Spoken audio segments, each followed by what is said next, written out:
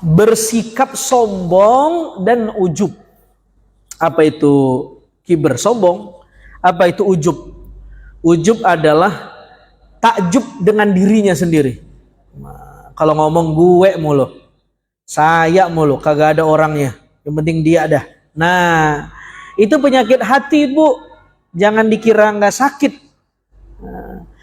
Nah, kita ini, halo, assalamualaikum, Bu. Banyak orang yang sensitif dengan penyakit fisik, tapi tidak sensitif dengan penyakit hati. Kita puyeng dikit ke dokter, ya Bu ya. Badan meriang dikit ke klinik, betul? Badan gak enak dikit ke Paskes 1. Bahkan kita setiap bulan membayar premi untuk BPJS. Untuk apa itu? Penyakit fisik kita. Permasalahannya di mana kita kurang sensitif dengan penyakit hati. Kita menganggap penyakit hati itu bukan penyakit. Padahal itu lebih sakit dari penyakit. Bahkan orang yang punya penyakit hati lebih berbahaya daripada penyakit fisik, kata Imam Al-Ghazali. Karena kalau penyakit fisik, sesakit-sakitnya penyakit fisik, sakitnya cuma berhenti di dunia. Begitu meninggal, selesai. Orang bilang, dia udah istirahat. Artinya udah gak sakit lagi. Tapi kalau penyakit batin, penyakit hati, penyakit rohani, itu ceritanya panjang, Bu, bukan cuma di dunia. Kita meninggal bawa dosa sombong, bawa dosa ujub, nauzubillah min dzalik. Begitu dimasukin ke kubur, apa udah selesai urusan? Enggak. Yang membuat kita disiksa di kubur karena ijab dan kiber yang kita punya, karena dosa-dosa itu, karena penyakit hati itu. Jadi bahaya mana, penyakit fisik apa penyakit hati? Penyakit hati, Bu. Udah ada contohnya di dalam surah Abasa. Di situ ada 2 orang yang sakit. Yang pertama Abdullah bin Umi Maktum, matanya mohon maaf, matanya buta. Ya, tunanetra sejak lahir. Artinya matanya sakit, tidak sehat seperti kita. Tetapi hatinya sehat. Di saat yang sama ada orang yang matanya sehat nih, kayak kita nih, Bu. Orang-orang kafir Quraisy matanya sehat, tetapi didakwahi oleh Nabi hatinya terhijab, hatinya tertutup, tidak menerima dakwah Nabi Shallallahu Alaihi Wasallam. Dalam surah Abasa. Baiklah, itu mukaddimahnya. Sekarang kita lanjut. Ayat yang pertama surah Al-Qasas ayat 83, Allah Subhanahu Wa Taala berfirman, A'udzu billahi minasyaitonir rajim. Tilkad darul akhiratu naj'aluha lil ladzina la yuriduna 'uluwan fil ardi wala fasadan wal 'aqibatu lil muttaqin. Allah Subhanahu wa taala berfirman bahwa Allah menciptakan akhirat. Nah, akhirat itu untuk siapa? Akhirat itu diciptakan oleh Allah buat orang yang bertakwa. Buat siapa, Bu? Buat orang yang bertakwa.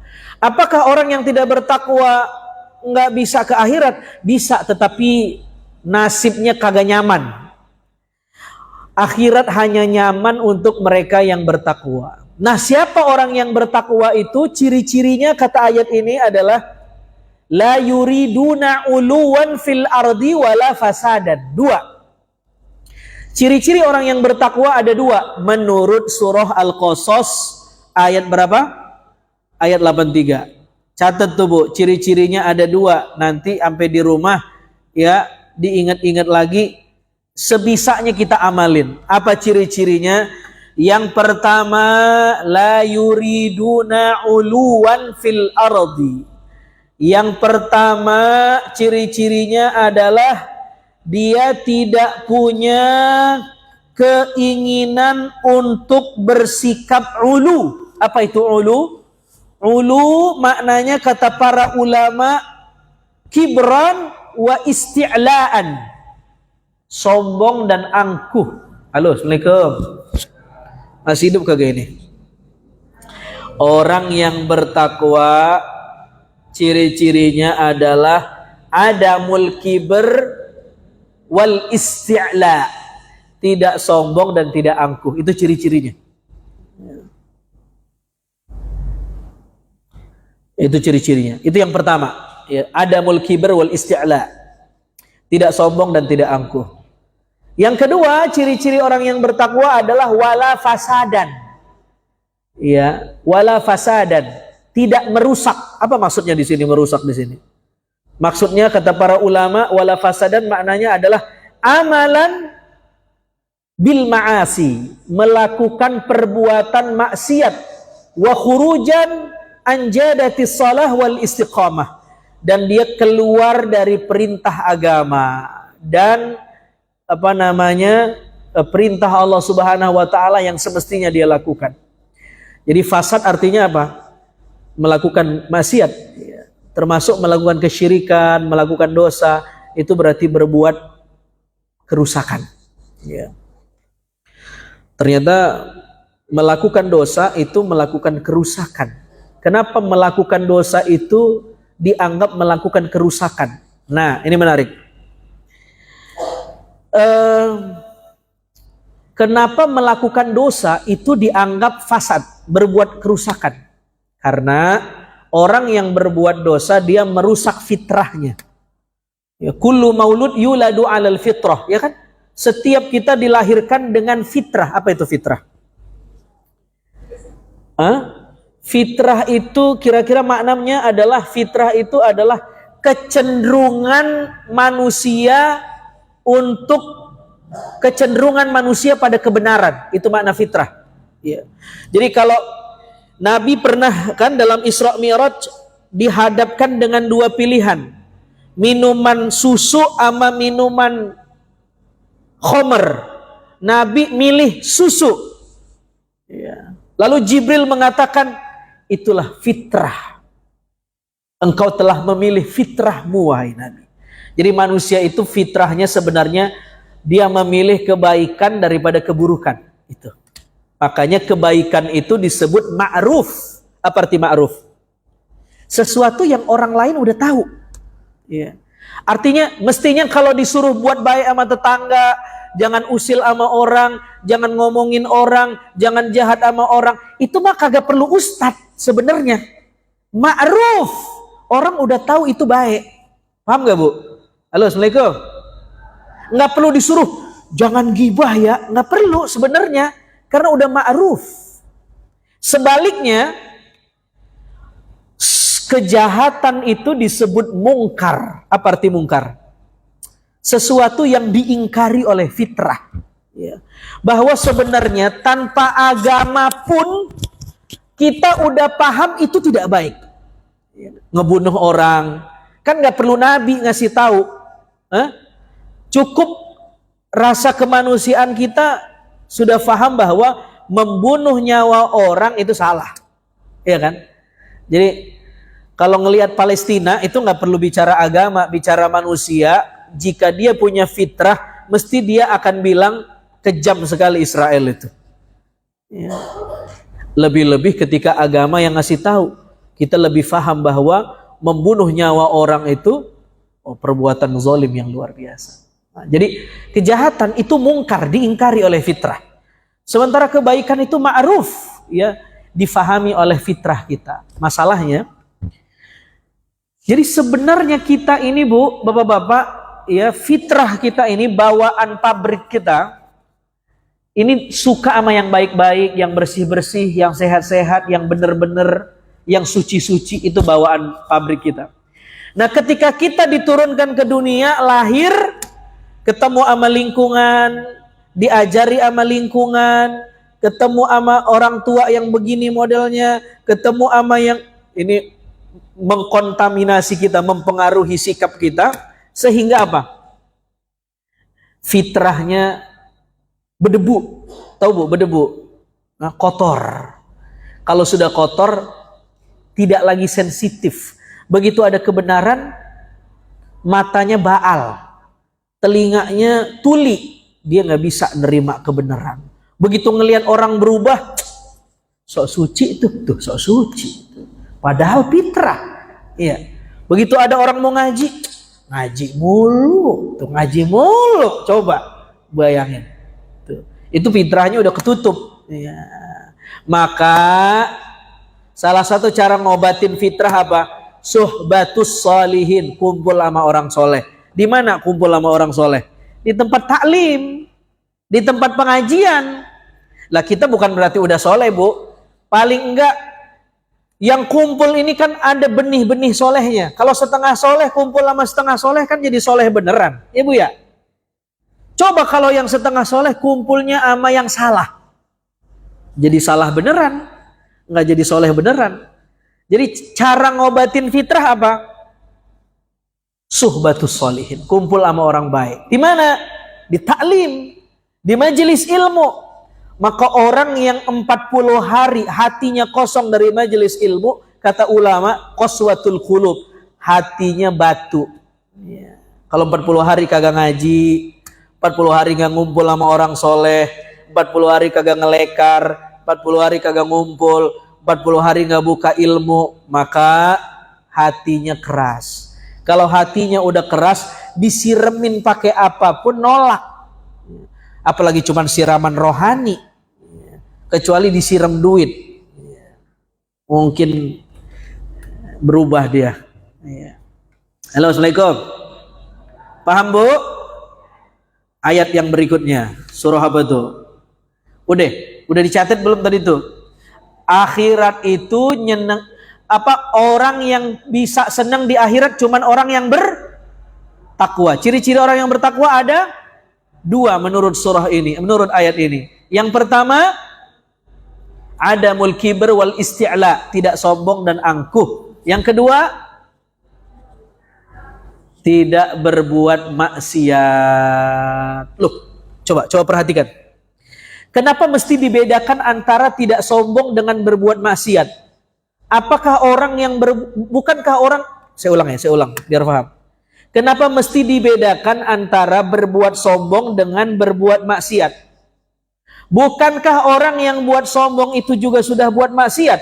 Kenapa ayat ini tidak cukup mengatakan negeri akhirat itu disiapkan untuk orang yang bertakwa, ciri orang yang bertakwa tidak buat maksiat?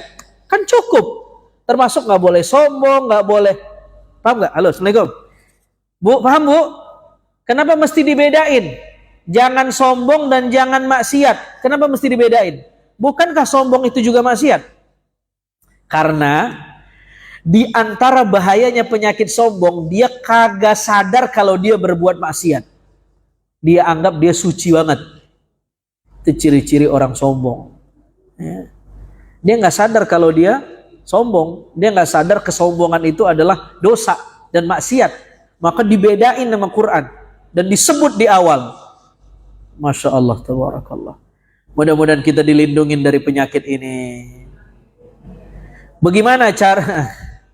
Masya Allah. Tuh Bu, dengerin Bu. Ada ulama besar namanya Syekh Mutawalli Asy-Sya'rawi. Ya, Syekh Mutawalli Sya'rawi, ya, suatu ketika beliau ceramah. Beliau ini Bu, ulama besar di Mesir, ya, disebut dengan Imamud Du'at. Ya, apa Imamud Du'at itu? Da'inya para da'i. Ya. Jadi Imam Sya'rawi ini Bu, kalau ceramah tidak ada yang tidak fokus, semuanya fokus mendengarkannya. Ya, isinya daging semua, ilmu. Satu ketika Imam Sya'rawi ditanya satu pertanyaan, yang pertanyaan ini ya susah dijawab dan belum ada yang menjawabnya. Ya. Nah, di forum itu Imam Sya'rawi dengan mudah menjawab pertanyaan itu. Dan kemudian orang semua ya memuji Imam Sya'rawi, turun dari panggung, Masya Allah ya Maulana, Masya Allah ya Sidi, Masya Allah ya Imam, dipuji-puji. Lalu kemudian mungkin terbersit di hati beliau ya ada perasaan senang terhadap dirinya. Apa yang beliau lakukan Bu? Di perjalanan beliau minta sopirnya singgah di satu masjid dan beliau masuk ke WC itu dan menggosrek WC masjid itu untuk menghilangkan perasaan ujubnya. Itu cerita Imam Sya'rawi. Itu Imam Sya'rawi. Kalau kita mah berat urusan. Dan kemudian beliau lepas jubahnya, beliau lepas sorbannya, beliau ngegosrek WC masjid. Lalu kemudian orang nyari-nyari, mana Imam Sya'rawi, mana Imam Sya'rawi. Ya. Orang lewat begitu aja nggak sadar kalau yang ngegosrek ternyata bukan marbot, Imam Sya'rawi. Begitu berjam-jam beliau. Ya. Begitu orang tahu itu Imam Sya'rawi, baru orang menggendong beliau dan mengistirahatkan beliau. Imam Sya'rawi. Nah, kita mesti harus punya itu juga. Ya, mungkin tidak seperti Imam Sya'rawi, tetapi kita mesti harus punya cara masing-masing untuk menggembosi potensi sombong kita. Ya. Apapun caranya. Ya. Nah, kalau bisa caranya itu yang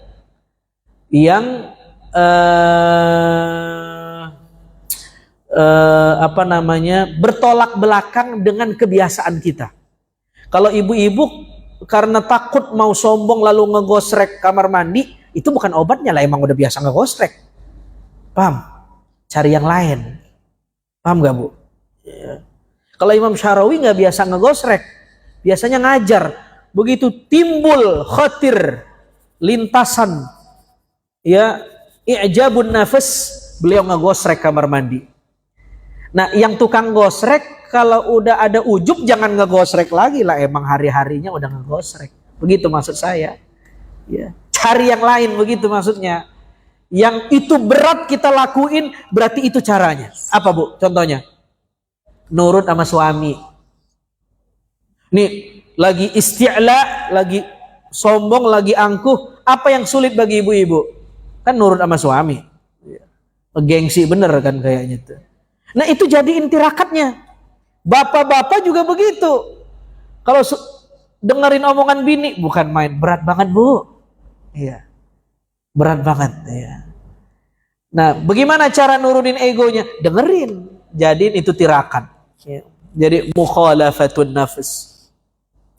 Jadi cari amalan yang kira-kira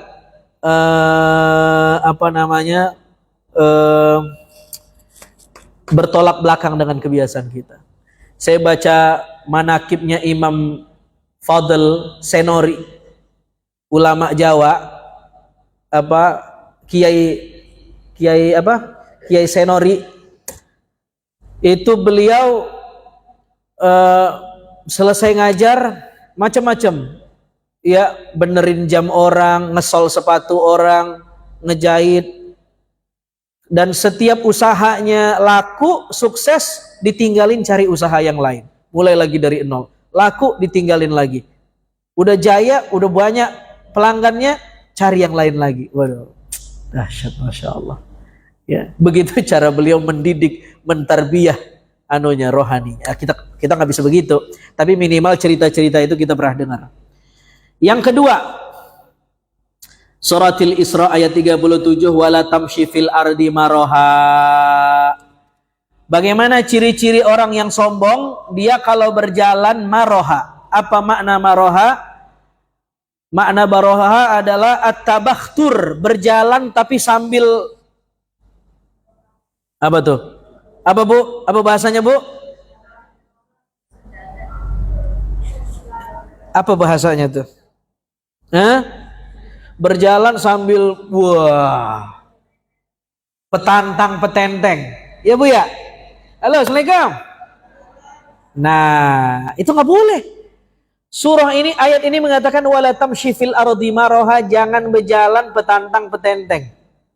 Maroha mananya adalah at-tabakhtur, karena itu bagian dari cara mengekspresikan ciri-ciri orang sombong.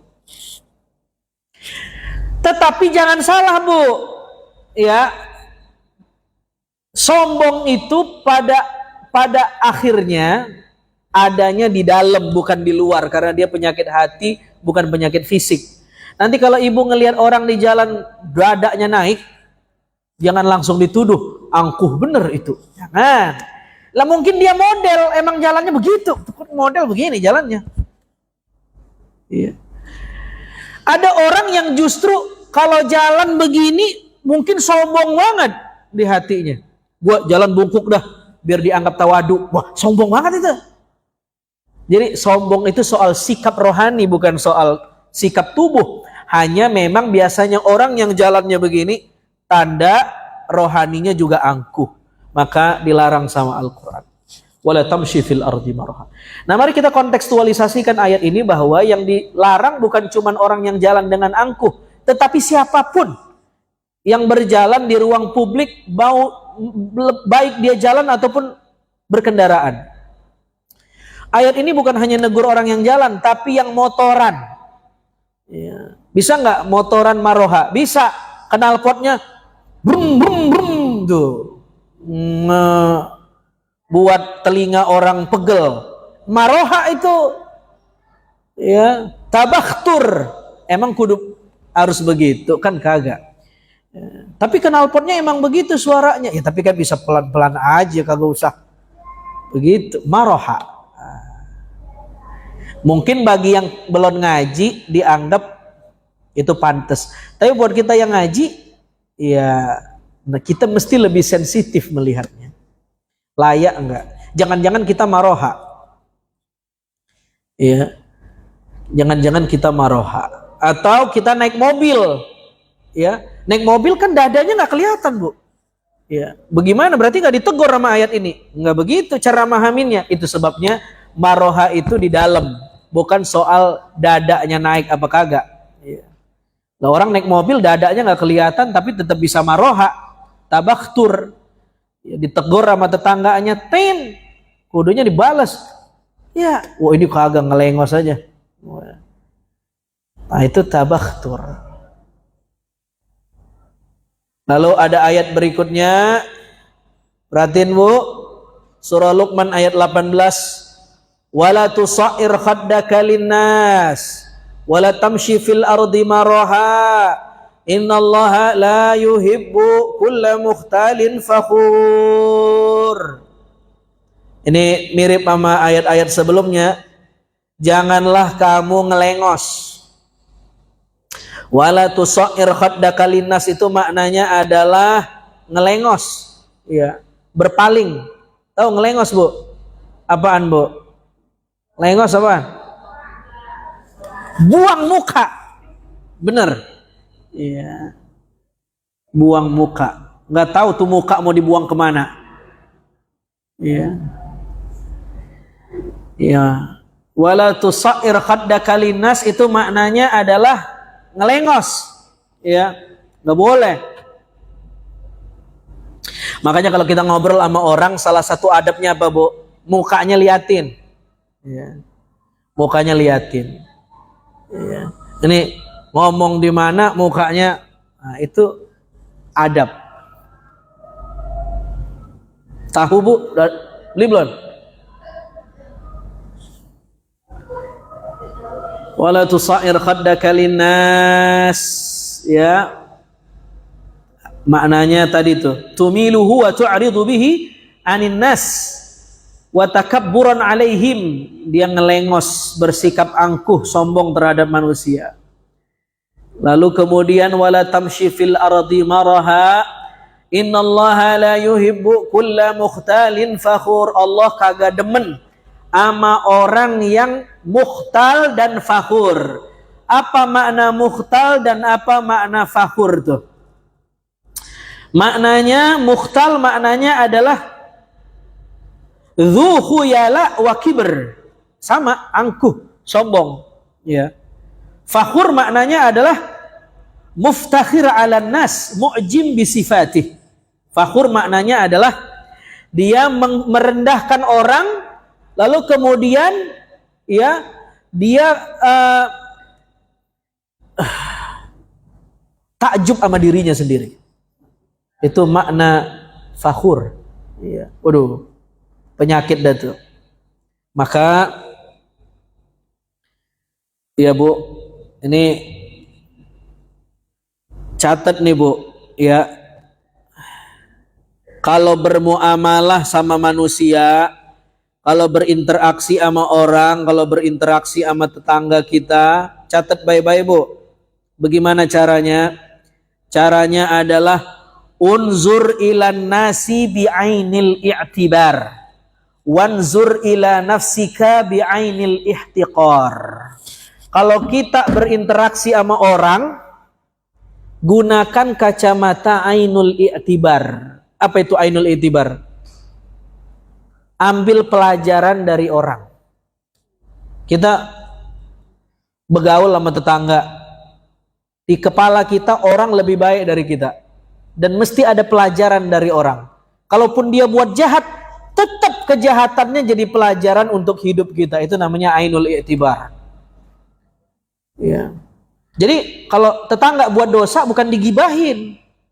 Ya. Tetapi diibrohin. Dijadiin pelajaran. Nah, ini tetangga buat dosa digibahin. Lu tahu kagak? Itu kan dia begitu. Lah masa? Lah iya. Udah panjang urusan.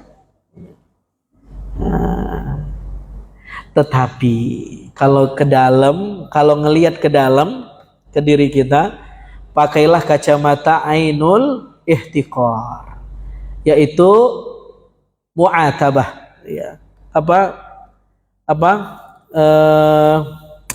Menghina diri kita sendiri, muhasabah, ta'riyatun nafs, mengkritik diri sendiri. Paham gak ini? Jadi kalau ngelihat orang pakai kacamata apa namanya? Ainul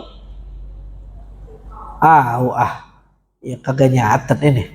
Abu, kalau ke orang ainul mardiyah. Waduh. Udah bahasa Indonesia aja dah. Bu, kalau ke orang banyak-banyak ngambil pelajaran. Kalau ke dalam banyak-banyak ngasih pelajaran. Kalau ke orang ambil pelajaran, orang pokoknya baik aja dah. Tapi ke diri kita harus kasih pelajaran, harus dihukum, harus dikritik. Paham? Assalamualaikum. Paham gak gini? Dan itu berat. Karena bawaan nafsu itu pengennya dimenangin aja. Orang gak boleh menang, kita doang yang menang. Orang wajib salah dan kalah.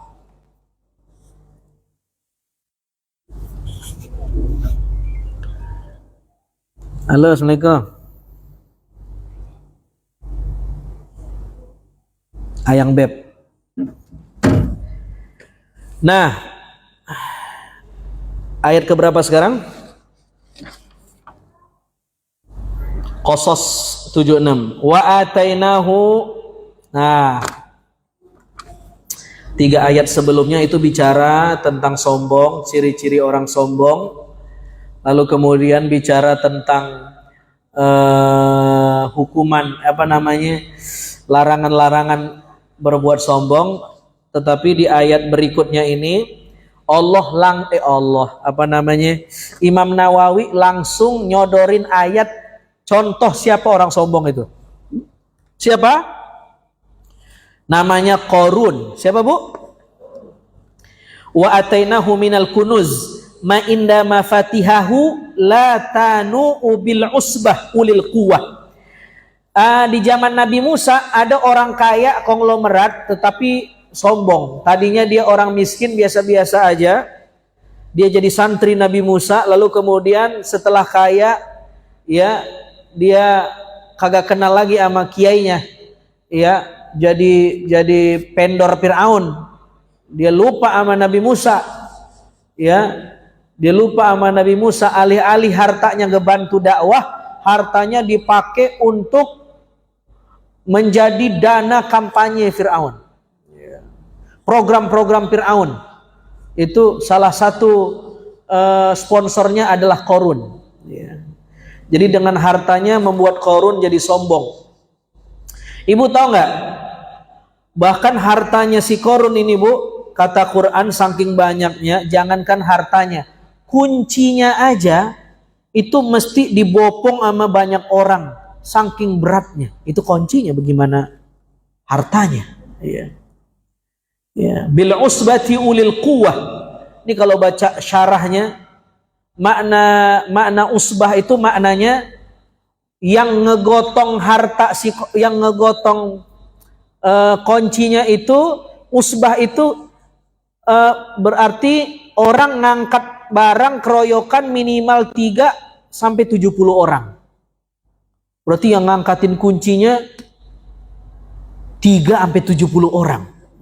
Bayangin tuh, Bu. Mungkin kalau berangkas yang kecil-kecil kuncinya kecil 3 orang. Kalau yang gede 70 orang. Saking beratnya. Ya. Gimana berangkasnya? Ya. Masya Allah, tabarakallah. Lalu kemudian orang-orang ngomenin si Qarun. Apa kata mereka? Idh qala lahu qaumuhu la tafrah. Qarun, jangan terlalu senang, jangan terlalu bangga. Jangan terlalu senang, jangan terlalu bangga. Innallaha la yuhibbul farihin. Allah kagak demen sama orang yang terlalu bangga dan terlalu senang. Perhatiin. Bu, perhatiin nih, Bu. Bu, Bapak. Ya. Hidup ini ya, jangan minta senang. Ya. Jangan minta farih. Seneng mulu, bahaya. Ibu tahu nggak Fir'aun ngapa jadi Fir'aun, ngaku jadi Tuhan? Karena sepanjang hidupnya nggak pernah sakit, seneng mulu. Ya tapi ibu juga jangan minta sakit, jangan. Maksudnya adalah ketika sakit datang, jangan-jangan itu cara Allah buat negor kita. Ya. Justru kalau orang seneng mulu nggak pernah sakit, bisa jadi Firaun. Bahkan para orang-orang soleh kalau dia kagak sakit, kalau dia nggak diuji mereka nangis. Tanda Allah lagi jauh katanya. Kalau kita kalau diuji nangis. Orang soleh kalau nggak diuji nangis karena dia bilang kalau saya kagak diuji jangan-jangan Allah lagi benci sama saya. Akhirnya dikasih istidraj, seneng aja tiap hari. Dikasih nikmat aja meskipun bermaksiat. Ngalir aja rezeki meskipun haram. Itu hati-hati. Nah, Qarun dikasih nasihat, la tafrah, jangan terlalu senang, karena Allah nggak senang sama orang yang terlalu senang. Ya. Maka begini, hidup ini kata Imam Syarqawi isinya cuma 2. Kalau tidak nikmah baliyah, kalau tidak ujian nikmat. Coba, betul nggak? Hidup kita ini isinya apa sih? Kalau nggak enak, enak, ya kan? Itu doang. Di detik ini kita lagi seneng. Bisa 5 menit kemudian kita kesel. Bisa nggak, Bu? Sangat bisa. Ya. Ya.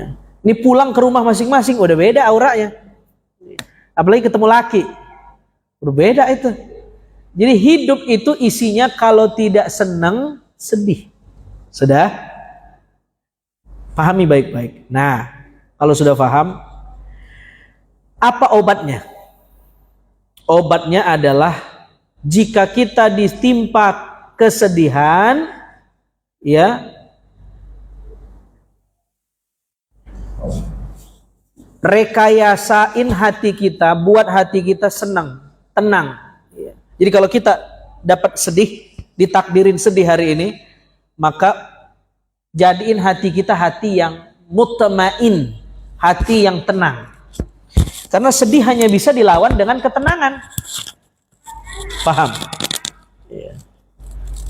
Sebaliknya kalau kita ditimpa bencana, ya, kalau kita dikasih nikmat, dikasih berkah yang berlimpah, dikasih rezeki yang moncer, min haitsu la yahtasib, ya, maka cara ngobatinnya biar tidak terlalu senang apa? Munculkan rasa takut di hati. Catat baik-baik. Kalau lagi senang, munculin takut. Kalau lagi takut, munculin senang. Itu. Buat status, Bu. Ya. Gimana? Hidup ini isinya kalau tidak senang, susah. Kalau lagi susah, tenangin hati. Kalau lagi senang, buat hati takut, balikin. Maka kita tetap dekat sama Allah. Nah, dua obat itu adanya di mana? Zikrullah. Zikir. Coba lihat. Ala bizikrillahi tatma'innul qulub. Ketahuilah, dengan ngingat Allah hati jadi tenang. Tapi lihat di ayat yang lain. Idza dzukirallah wajilat qulubuhum. Orang yang disebut nama Allah hatinya jadi berzikir dan ingat, wajil, hatinya jadi takut. Jadi zikir itu buahnya ada dua, takut dan senang, wajil dan mutmain. Dengan ingat Allah jadi takut, dengan ingat Allah juga jadi tenang. Jadi dua-dua obatnya ada di zikir. Artinya kalau ibu dapat nikmat yang banyak, jangan lupa ingat Allah. Ingat hartanya dihisap, ingat nikmatnya ditanya, ingat bakal mati. Jadi ingat kan? Nggak jadi korun jadinya. Nah kalau ditimpa musibah juga, ya tidak putus asa. Ya, dengan berzikir ingat Allah Maha Kaya, Allah kagak tidur, Allah Maha ngelihat, Allah Maha ngasih solusi. Jadinya enggak putus asa, enggak bunuh diri, enggak depresi, enggak stres. Paham enggak? Halo, Assalamualaikum. Masya Allah, tabarakallah. Ayat terakhir. Fa khasafna bihi wa bidarihil ard. Qarun yang sombong itu pada akhirnya ditenggelamkan oleh Allah Subhanahu wa taala. Ya, bukan cuman dirinya, berikut dengan aset-asetnya. Fa khasafna bihi wa bidarihil ard. Nauzubillah min zalik. Sekarang masuk ke hadis.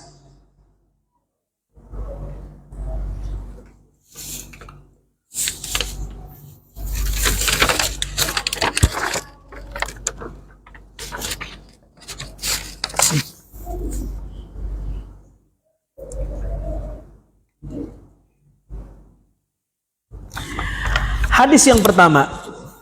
Silakan buka, Bu. Halaman hadis 610 tuh. Udah, Bu? Bapak-bapak udah? Dari Abdullah bin Mas'ud radhiyallahu taala anhu, anin Nabi sallallahu alaihi wasallam, qala la yadkhulul jannata man kana fi qalbihi mithqalu dzarratin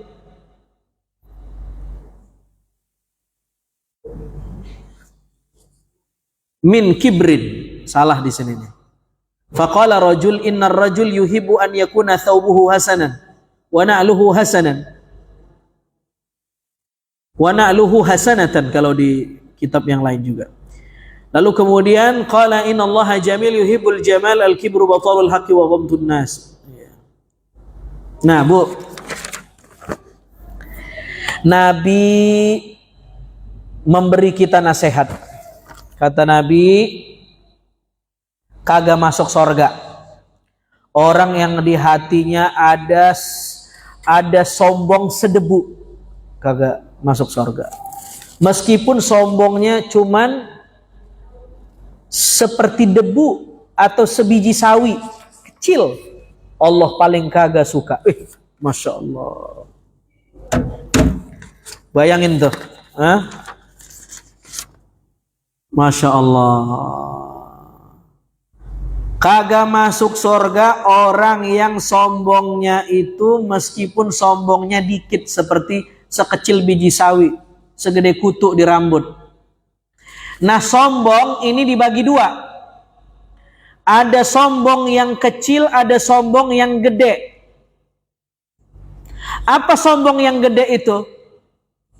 Sombong yang gede adalah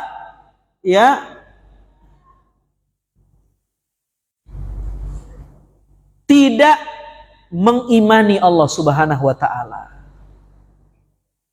Ini sombong yang paling gede. Disuruh beriman gak mau. Batarul haq. Jadi dibagi dua tuh. Ya, menolak kebenaran. Orang yang sombong adalah orang yang menolak kebenaran. Ya. Nah, ada orang yang menolak kebenarannya paling gede, yaitu disuruh beriman, dia tidak mau, dia tolak kebenaran, dia tolak hidayah. Ini orang yang paling sombong. Inilah yang tidak masuk surga. La yadkhulul jannah abada. Tidak akan masuk surga. Yang kedua, ada sombong yang kecil. Apa itu sombong yang kecil? Sombong yang kecil adalah dia tetap beriman sama Allah, tetapi angkuh.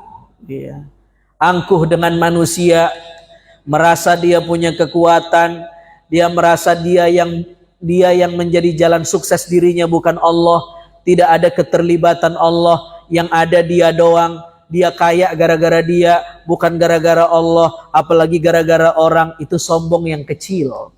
Dia tetap beriman. Nah, orang yang kaya begini, dia juga kagak masuk surga. Dia transit dulu di neraka, di laundry, baru masuk surga. Paham? Halo, Assalamualaikum. Sombong ada berapa?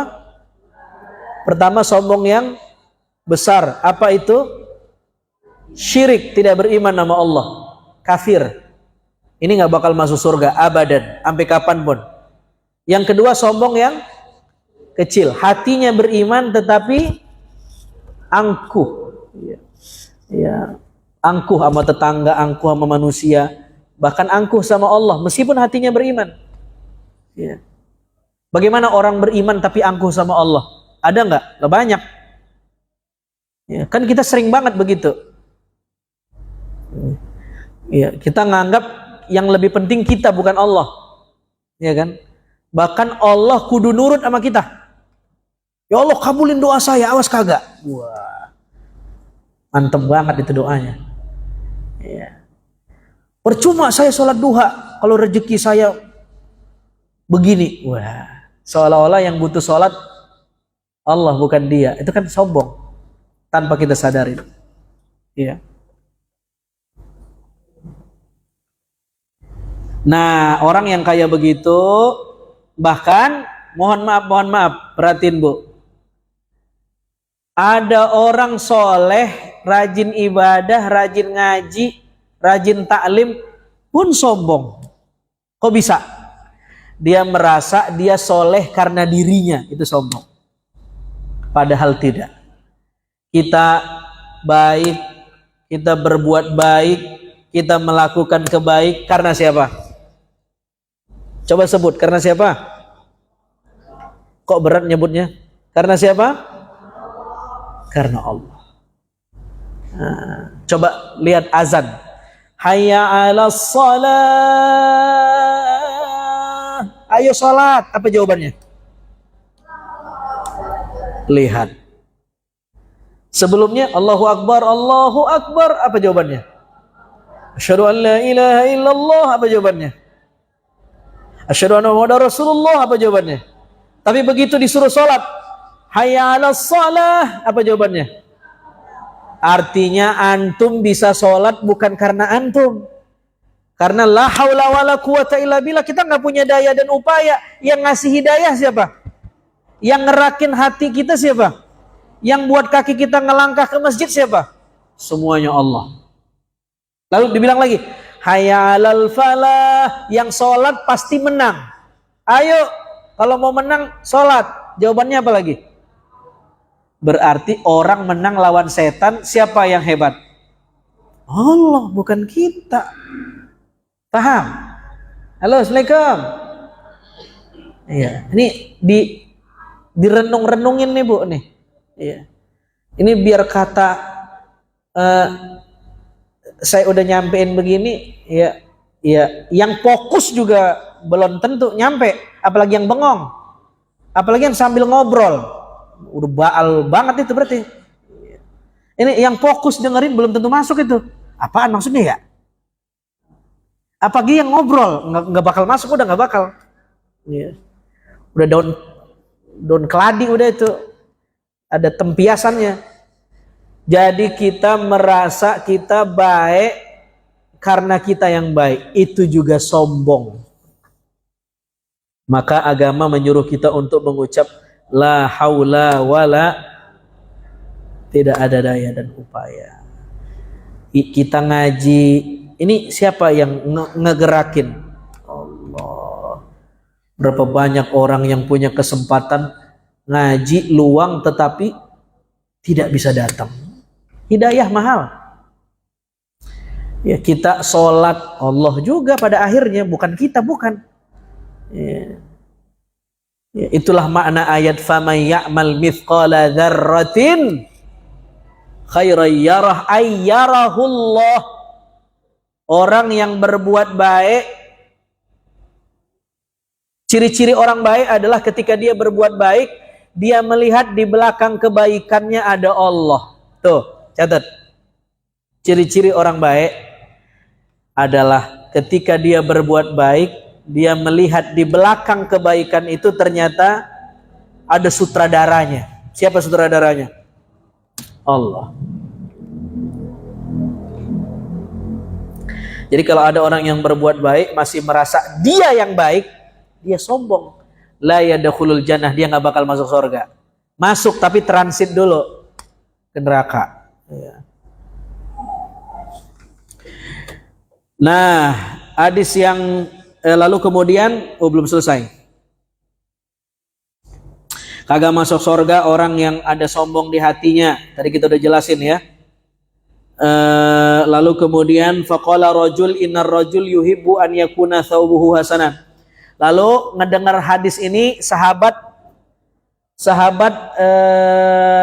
ngomen, ya Rasul, masa sih orang sombong kagak masuk surga? Lah bagaimana dong? Saya demen pakai baju bagus, demen pakai celana bagus, demen jilbaban yang bagus, demen pakai tas yang bagus, kagak masuk surga dong saya. Kira-kira begitu bahasanya. Lalu Nabi bersabda, dengerin ibu yang hobi beli tas. Qala fama rafa'aha ila fihi. Bukan, mana tuh? Nabi mengatakan innallaha jamil yuhibbul jamal. Al-kibru batarul haqqi wa ghamtun nas. Yang diucapin Nabi disalahpahamin sama sahabat. Maksud Nabi sombong tuh bukan itu definisinya. Bukan berarti orang pakai baju bagus, celana bagus, tas bagus itu sombong, bukan itu. Silahkan pakai baju bagus, silahkan berdandan yang bagus asal syar'i, silahkan pakai tas yang mahal, silahkan. Tidak mesti orang yang pakai tas bagus itu sombong, bukan itu makna sombong. Karena kata Nabi, bisa jadi orang yang pakai baju bagus, celana bagus, dia bukan sombong. Tetapi karena dia menyukai keindahan. Dan kalau dia melakukan itu murni karena dia menyukai keindahan, justru dia dapat pahala karena innallaha jamil. Allah itu indah dan suka sama yang indah-indah. Ibu kalau datang ke pengajian pakai daster yang udah bolong ketiaknya, lah emang bolong ya daster ya. Lalu udah dijahit sono sini. Cuman katanya daster makin dijahit makin enak Bu ya. Bener gak Bu? Oh bener ternyata. Ya, jadi bapak kalau bini minta beliin daster kagak usah, biar aja yang bolong-bolong. Ya, terus belum mandi itu dibanding dengan orang yang bedakan, mandi, gamisan, bersih, cakep, harum, lebih banyak pahalanya yang hadir di pengajian yang bersih itu. Makanya di antara makruh apa? Orang yang sholat, dia berada di satu shaf sholat, sebelumnya dia makan jengkol, makan bawang, makan petik, tapi dia nggak sikat gigi, dia nggak jaga harum mulutnya. Merusak afdolnya jamaah. Malaikat nggak suka. Ya. Termasuk yang rokokan. Ya. Maka yang rokokan harus rajin sikat gigi. Ya. Ya. Antum rokokan, ya mungkin antum ngikut fatwa yang mengatakan rokok makruh, oke lah, nggak apa-apa. Tapi sikat gigi sama rokokannya mesti seimbang. Jangan sampai malaikat nggak suka sama bau mulut orang yang ngerokok. Ya. Jangankan malaikat, bini sendiri aja gemes sama bau mulut laki yang rokokan. Malaikat juga tuh. Makanya habis rokokan langsung sikat. Nah, malaikat senang lagi tuh. Jadi seimbang tuh. Ya. Jadi yang dimaksud sombong itu bukan pakaian bagus, bukan sendal bagus. Itu mah bahkan kata Imam Ghazali dalam Bidayatul Hidayahnya, ya itu mustahab. Itu sangat dianjurkan ya. Kalau ada ulama yang dia berpenampilan fashionable, ya bajunya rapi, celananya rapi, di depan jamaah bersih, itu mustahab. Mestinya ahli ilmu begitu. Nah, ini ahli ilmu ya, tapi nggak berdandan supaya dianggap tawadu. Salah. Ya. Bagaimana orang mau simpatik sama agama kalau penyampai agamanya belekan? Kudu mandi, baju bebenah, ya, baru ngajar. Lah orang juga resep. Lah ini nyampein hadis, nyampein ngaji, mandi kagak, ya belekan, ingusan, ya belel bajunya, ya.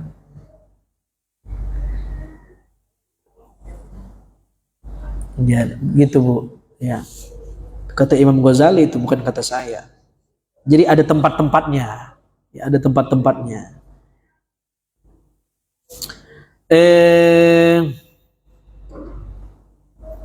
Dua hadis lagi lah. Hadis berikutnya, hadis yang kedua, wa an Salamah bin al-Aqwa radhiyallahu anhu anna rajulan akala 'inda Rasulillah sallallahu alaihi wasallam bishimali. Ya. Lalu faqala kul bi yaminik, qala la astati'u, qala la astata'ta, ma mana'ahu illa al-kibr, qala fama rafa'aha ila fihi. Ya. Hadis berikutnya, ada seorang laki-laki makan dekat sama Nabi, dengan tangan kirinya dia makan. Lalu kemudian Nabi memberi nasihat kepada orang itu, kul biyaminik, hendaklah kamu makan dengan tangan kanan. Lalu kemudian orang ini ngeles, ya. Dia bilang, la astati', aku kagak mampu pakai tangan kanan, enakan tangan kiri.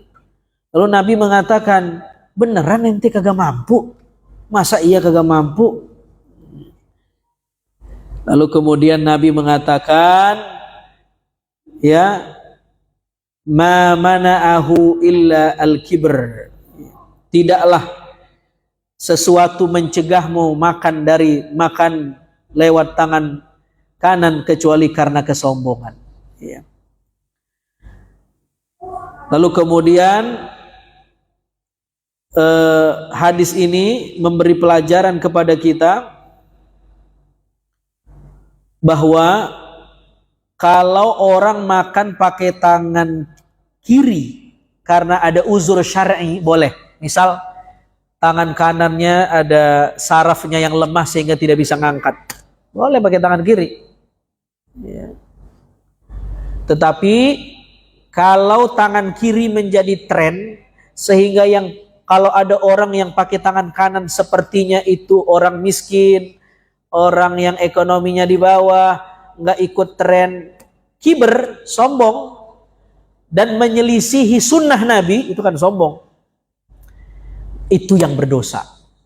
Jadi hadis ini juga ada konteksnya Bu. Jangan nanti Ibu ketemu orang pakai tangan kiri makan langsung dibilang orang sombong nih. Jangan.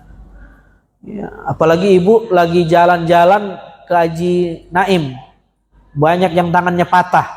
Mungkin dia pakai tangan kiri makannya. Ya. Jangan dibilang sombong. Lah emang tangannya uzur. Ya. Jadi ada konteksnya. Nah, kalau dia pakai tangan kiri menyelisihi sunnah Nabi, menganggap ajaran Nabi itu murahan, ya. Aduh tangan kanan enggak deh, tangan kiri aja deh. Kiber, ya. Itu orang yang kiber, batarul haq. Ya. Dia menolak kebenaran yang datangnya dari syariat. Syariat nyuruh tangan kanan, dia menyelisih dengan tangan kiri, nggak boleh.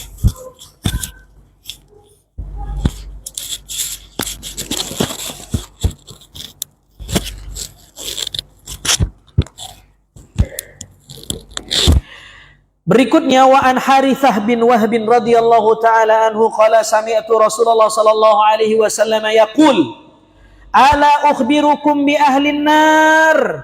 Mau tidak kamu saya kasih tahu siapa penghuni neraka, kata Nabi. Penghuni neraka adalah kullu utullin jawazin mustakbirin. Ya. Orang yang penghuni neraka itu ada 3 menurut riwayat ini. Siapa itu? Yang pertama utullin. Utullin.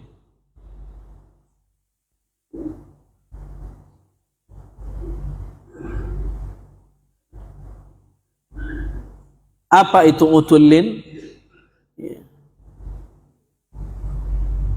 Utullin maknanya adalah apa namanya? Kalau di sini apa? Iya, kasar. Utullin, kasar. Iya, keras. Utullin. Ya. Lalu kemudian jawazin. Jawazin resek. Buruk akhlaknya. Lalu yang ketiga mustakbirin. Sombong.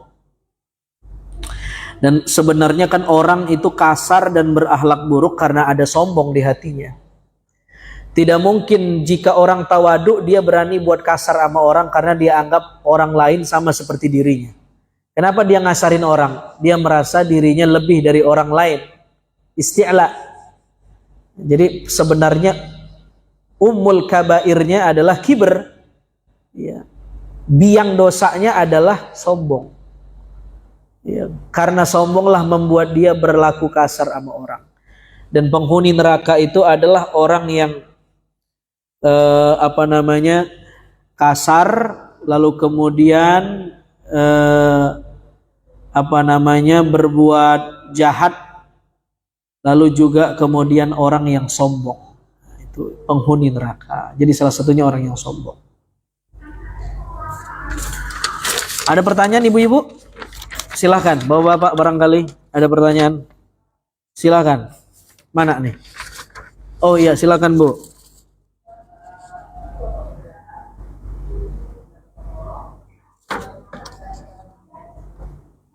Bagaimana?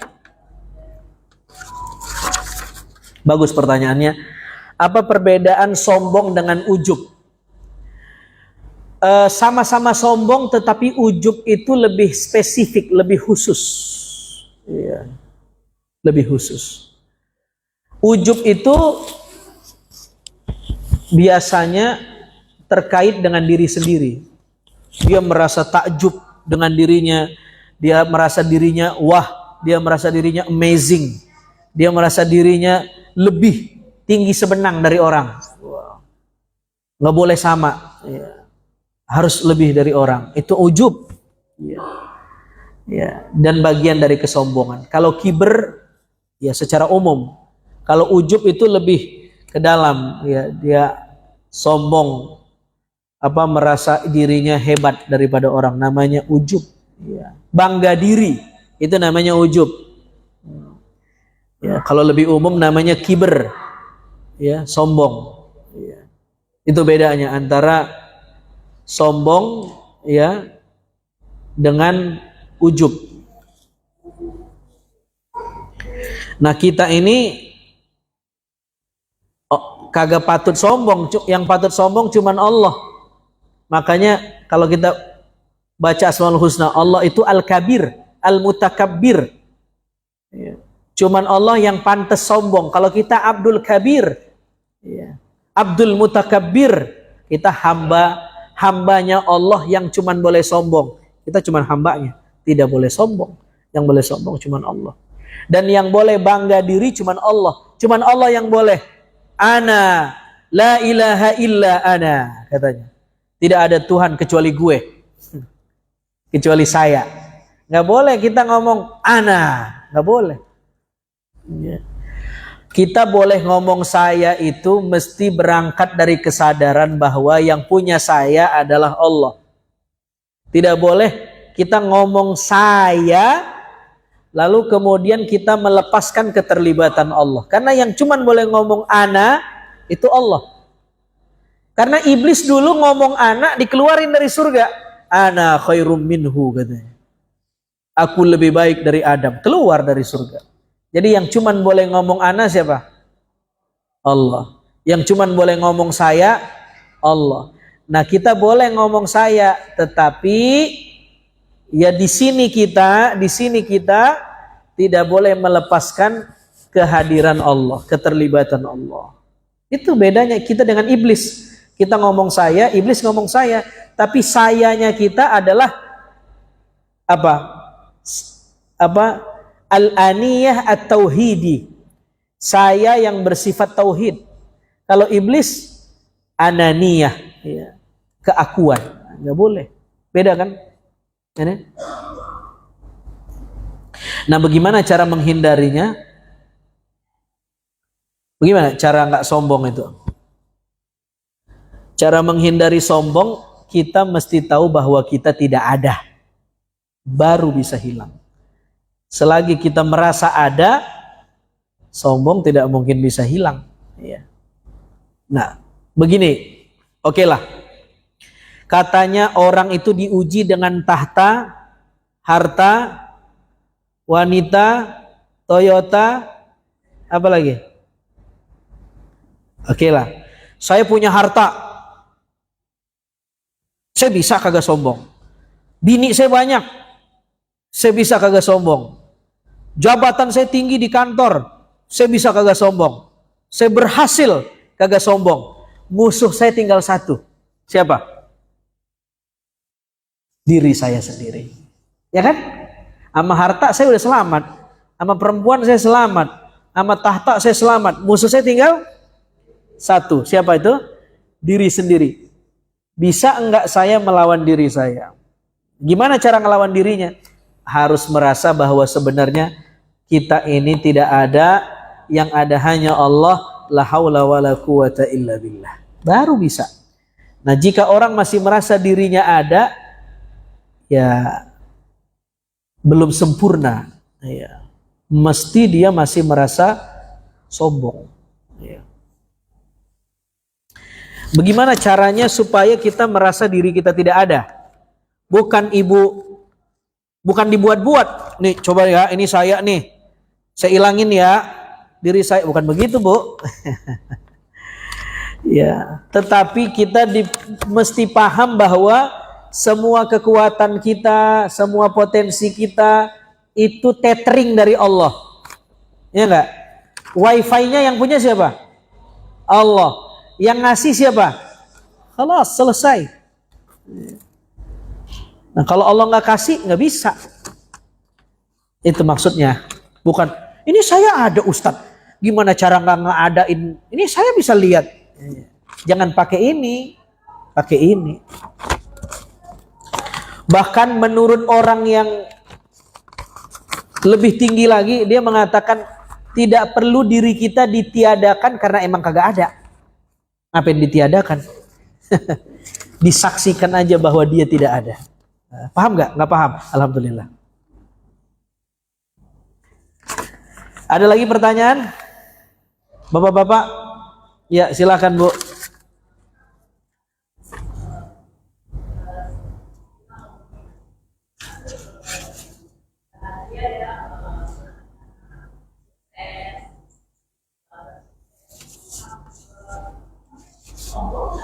Gimana, Bu? Ulangin, Bu.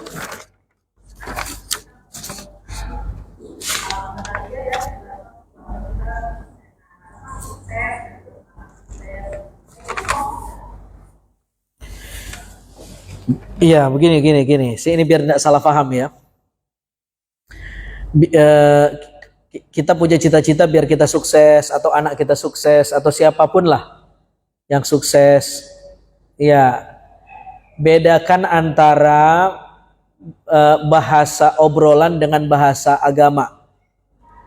eh, kalau kita ngomong sama anak kita, belajar yang baik-baik, yang sungguh-sungguh, biar kamu sukses. Ya itu tentu bukan sombong. Ya, itu motivasi namanya.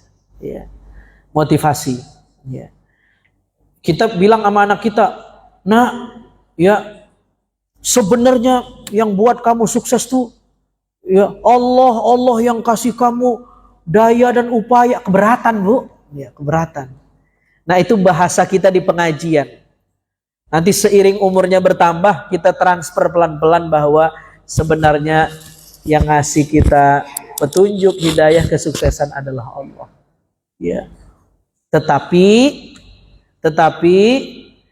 ya Allah ya memberi kesuksesan itu ada syaratnya. Syarat dan ketentuan berlaku. Kita mesti ikhtiar, kita mesti usaha. Ya. Kamu mesti belajar yang pinter, belajar yang benar, ya. Baru nanti tuh Allah memberi kesuksesan. Ya kan itu bisa dijelaskan begitu. Iya. Orang yang pengen sesuatu tetapi tidak melakukan sebab untuk menuju sesuatu, namanya bukan himmah tapi halu, khoyal. Saya pengen jadi guru besar tapi kagak sekolah, kan halu namanya. Ya. Tetapi kalau saya pengen jadi guru besar, emang saya kuliah S1, S2, S3, saya buat riset, penelitian, jurnal, namanya bukan halu tapi himmah. Beda. Jadi kita nyuruh anak kita sukses dan nyuruh dia belajar, berarti kita sedang memotivasi supaya dia punya himmah. Ini bukan halu. Justru kalau orang pengen sesuatu tapi tidak melakukan sebabnya, itulah hakikat orang yang sombong. Contohnya, dia pengen masuk surga tapi nggak mau ngaji. Dia pengen masuk surga tapi pengennya poya-poya. Pengennya hura-hura, kagak mau sholat. Itu orang yang paling sombong tuh. Pengen sesuatu tapi tidak membuat sebab-sebab menuju sesuatu itu. Paham nggak? Halo, Assalamualaikum. Ada orang diajak sholat yuk. Duh, titip salam aja sama Tuhan katanya. Itu biar kata bercanda, sombong bener itu. Ya, sombong bener. Jika dia faham hidayah mahal, pasti dia tidak akan mengatakan itu. Ya kan? Begitu kira-kira Bu ya? Iya silakan.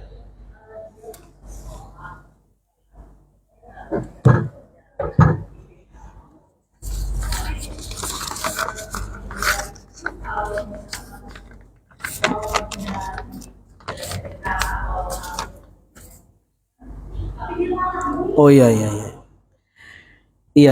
Iman orang itu kan ibu beliau nanya, ada orang yang kagak sholat tapi kalau agamanya diganggu dia marah. Banyak orang begitu emang. Jadi iman orang itu berlapis-lapis, tidak semuanya sama. Jangankan kita, iman para sahabat pun berlapis-lapis. Kita zuhur berapa menit lagi? Masih lama? 2. Berapa Ustaz? Zuhur? 7 menit lagi. Iya maju ya. Nah, berlapis-lapis. Jadi beda-beda.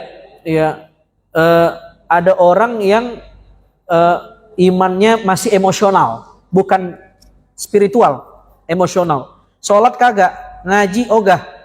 Tapi kalau disuruh jihad paling depan. Ya dia tetap salah kagak sholat. Jangan gara-gara dia demo bela Islam, utang sholatnya kagak dikodok, tetap dikodok secara fikih. Ya, tetap salah dia. Malah biasanya orang yang emosional cenderung karena dia nggak punya ilmu. Kalau orang punya ilmu, dia mengekspresikan kecintaannya kepada agama tepat. Tapi kalau orang kagak ngaji, begitu agamanya disinggung, bunuh, main bunuh-bunuh aja. Kagak ngaji, jihad juga ada babnya, nggak sembarangan bunuh. Karena dia kagak ngaji, kepancing emosional langsung begitu. Maka orang yang emosional, ya, yang bisa diambil semangatnya, bukan ilmunya. Kalau dia suruh bunuh, jangan ngikut dia, lah dia kagak berilmu. Ya. Tapi semangatnya boleh diikut, semangatnya aja, bukan disuruh ngebunuh kita bunuh orang. Ya. Ada orang begitu emang ngaji kagak, tapi jadi panitia maulid doyan. Ya. ya, ngangkat tenda, ya, nyapu masjid, doyan, disuruh ngaji. Aduh, oh gak ada gua katanya. Ya, ada yang begitu, berarti levelnya masih di situ. Jangan dihina, mungkin besok dia dapat hidayah. Suruh aja nyapu terus, suruh aja ngebantu. Besok-besok juga dia kepancing buat ngaji. Mudah-mudahan bermanfaat. Aqulu qouli hadza wa astaghfirullah li wa lakum wa lisairil muslimin wal muslimat wal mu'minina wal mu'minat wa fawzal mustaghfirin wa yanajat taibin. Rabbana zalamna anfusana wa illam taghfir lana wa tarhamna lanakunanna minal khasirin. Rabbana ighfir lana wa liwalidina warhamna warhamhum kama rabbawna shighara. Wa li jami'il muslimina wal muslimat wal mu'minina wal mu'minat. Rabbana atina fid dunya hasanah fil akhirati hasanah wa qina adzabannar. Wa sallallahu wasallam ala alhamdulillahi rabbil alamin. Assalamualaikum warahmatullahi wabarakatuh.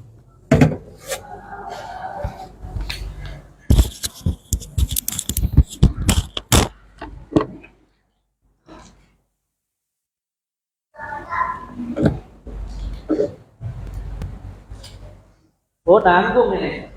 Nanggung Ustaz. Makannya disuruh. Atau habis asar. Ya, terima kasih kepada